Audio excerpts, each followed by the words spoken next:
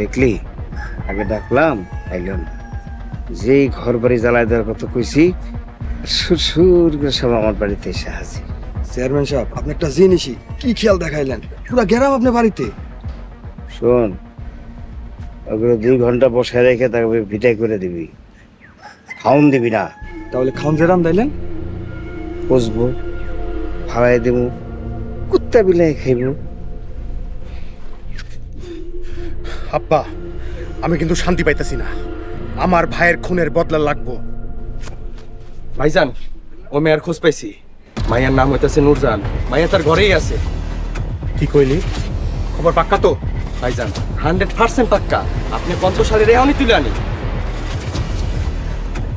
না, আমি নিজে যাবো, নিজে গিয়া ওর খাতির যত্ন করবো।